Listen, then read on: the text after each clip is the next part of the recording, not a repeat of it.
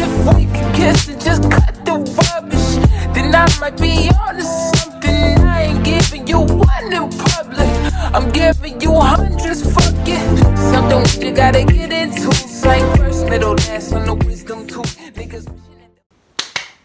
What's up, you guys? Welcome back to my channel. I'm finally back home. I can finally film against my awesome background, and boy does it feel good to be back. So as you probably might have seen from the little intro that I did a lot of like bookstore hopping in Bulgaria. I went around pretty much everywhere in Sofia, and every single like bookstore that there was where I knew that there would be a likelihood of manga being sold. Reason being, manga in Bulgaria is significantly cheaper than if you were to get it either online or anywhere else, really, unless you're obviously in the country that it's being produced in. The way Bulgarian currency works is that basically it's whatever the euro price is times 2, except in a lot of the cases it's actually the price but like a little bit less times 2. So in the end you're gonna get it for like maybe 3 to 4 euros cheaper than normal, which I think is great. I think it's an absolute bargain. Knowing manga, it's like very kind of expensive, especially if it's one of those like really thick ones.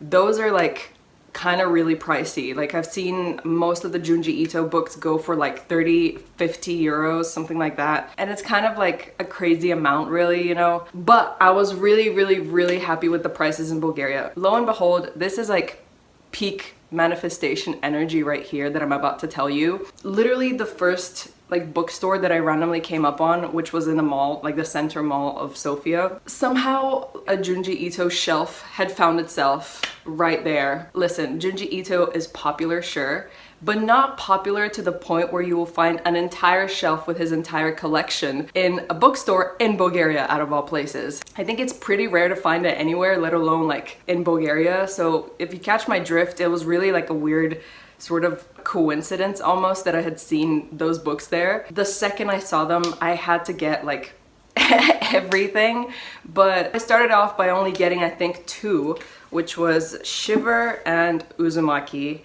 and that's these 2.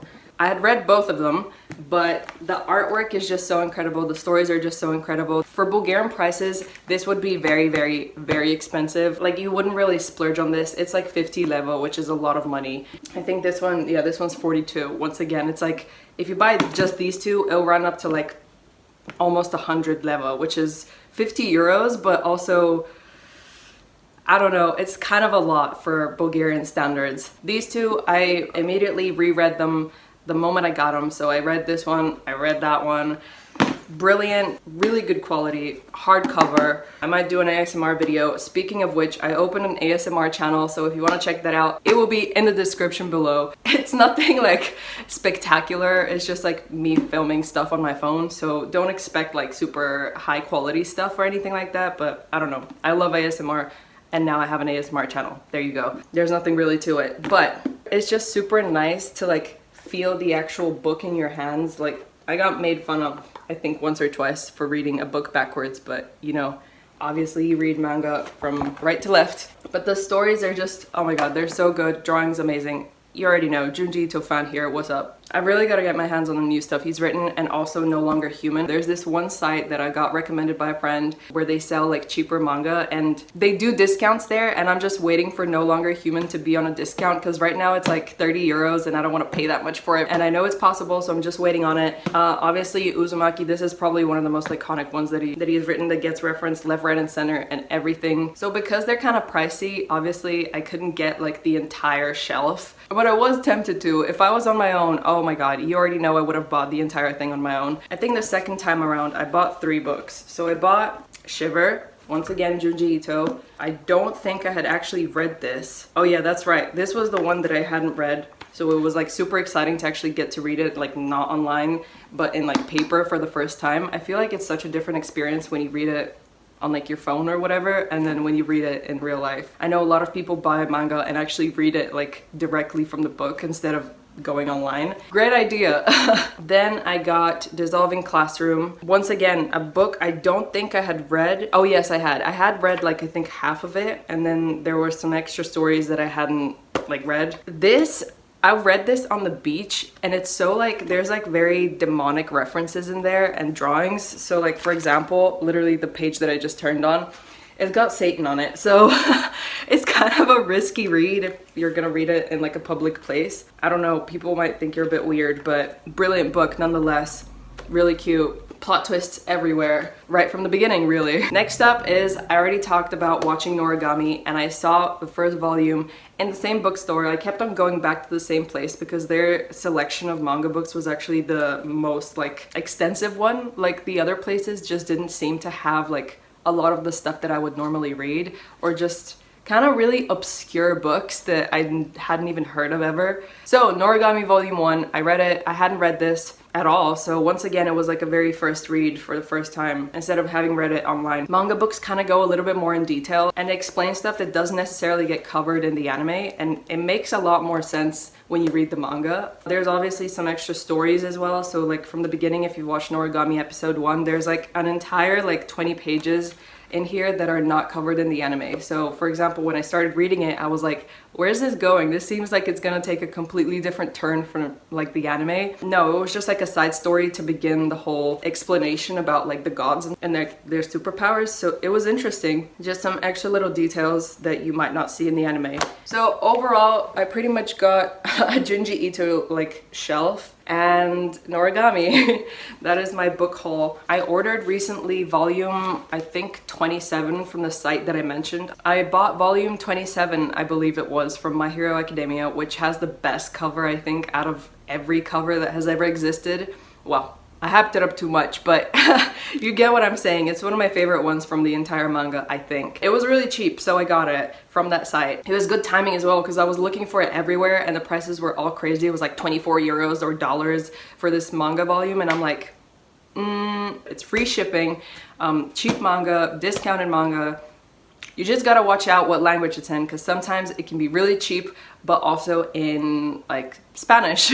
I feel like it's such a shame to be translating manga in different languages. Like it's such an easy way to make someone learn English or like maybe even Japanese, like if we're being honest. But if you're translating it into like, I don't know, German, Arabic, French, whatever, it's kind of a loss. I feel the same way about like cartoons and TV shows getting translated into like the mother tongue of the country that they're being shown in, because it's, you know, the way I learned English is literally by watching the stuff in English. So it's a shame, like, you know, when you switch on Disney Channel, for example, when I was in Bulgaria, it's like, I don't know, everything is literally in Bulgarian. And it also feels really weird watching it in Bulgarian, like Ben 10, I don't know, whatever they're showing nowadays. If we're being honest, it would have been awesome if they even showed anime in Japanese with like English subtitles. But that's a different conversation. In other news, I mentioned that I started watching season 2 of Bungo Stray Dogs and I didn't like it, so I dropped it like halfway through.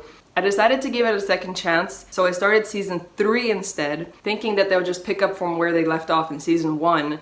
Turns out, it kind of didn't make any sense because I stopped season 2 at the right moment where it switches back to like where season 1 left off. So season 3 made no sense to me, so I had to go back, resume season 2, and it was actually really, really good. So the first couple of episodes, I don't know, it kind of doesn't really make sense to me. That's why I kind of also decided to start reading the manga. Maybe everything would kind of be put into place, but season 3 was super nice. I still haven't finished it. I don't know why I'm talking in past tense, but it is super nice. Once again, if you don't know what Bungo Stray Dogs is about, it's basically all these Japanese authors that are dead, that have actually existed in real life, who have superpowers that are named after the works that they have written. It sounds complicated, it's not, trust me, it's actually really interesting. It's like detective work and stuff like that. There's like this meme song floating around that I think a lot of people might know from TikTok that I actually also made an edit with recently, so if you want to check it out here or here. And it's from that anime, so there you go.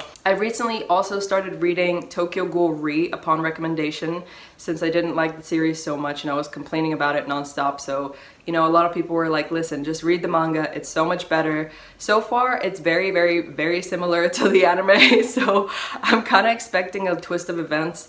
Hopefully it's gonna get better and things are gonna get explained a little bit more because I'm kind of confused. Also, season 1 for me is kind of rusty. It's one of the first anime that I've ever watched, like, after, like, you know, I stopped watching it as a child. So it's been kind of a while since I watched Tokyo Ghoul. I don't really remember it, most of the characters. So whenever they bring them up in the manga, I kind of get confused a little bit, but I'm hoping that's gonna clear up. Overall, my holiday was pretty boring. Apart from the manga that kept me occupied for most of the time, it was pretty average, but it was traveling, so that's a first. I didn't really get the chance to watch a lot of anime and like talk about anything now and make videos, so I'm gonna be catching up soon enough. I started recently watching High Rise Invasion just because of like, honestly, Sniper Mask. It's kind of a really bad anime, I'm not gonna lie. It's like 12 episodes long and I'm barely getting through it. I'm on episode 8, I'm nearly finished, but it's really like hard to watch. It's just really kind of weird. I think I'm gonna talk about it because it's very like kind of weird. There's some weird fetish stuff going on in there it doesn't belong in the anime, and it feels really weird watching it as like a female as well. If you know what I'm talking about, you know, but if you don't, let's just say there's a lot of like infant sexualization, which is common, unfortunately, in a lot of like anime, manga, Japanese stuff. So yeah, there's that.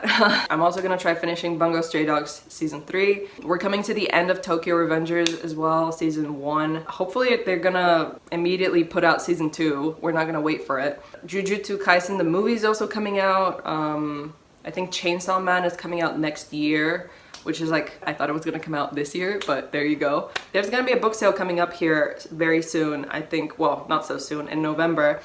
And I'm gonna go and try to just grab every manga I lay my eyes on, because there's a lot of it usually at those book sales. Hopefully it's in English. If not, it's gonna be in French, but whatever. It's very, very cheap. It's like €1 or €2 maximum a book. So I go crazy. Most of the shelf that you see right here is from that book sale in question, but this was back when I wasn't like brave enough to buy just anything. I was really picky with like, you know, oh, I'm gonna pick Yu-Gi-Oh, Naruto, and Dragon Ball, and nothing else. But now, whatever I see in English, whatever I see in French, I'm buying it. But anyway, that's it for this week's video, you guys. I hope you enjoyed it. Make sure to subscribe if you haven't already, and I'll see you in the next one. Bye.